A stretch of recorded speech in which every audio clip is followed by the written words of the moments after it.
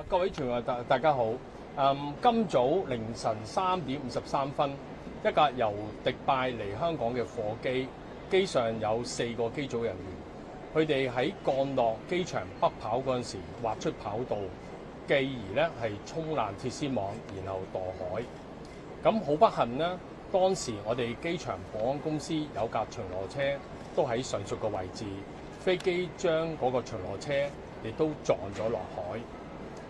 我哋即時係啟動咗機場應變中心，消防亦都迅速趕到現場，將機上4個機組人員救出。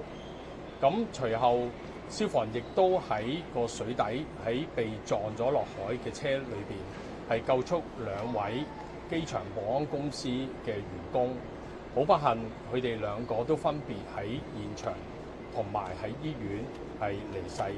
我哋對於2個嘅員工離世，我哋深表歉意。我哋會盡一切嘅努力去幫助員工去度過最困難嘅時間。佢哋分別亦都喺機場服務咗7年同埋12年。我哋根據我哋現場嘅資料，我哋事發當時天氣同埋跑道嘅情況都係適合運作。喺度撞到架車，又將嗰架車亦都撞咗入海。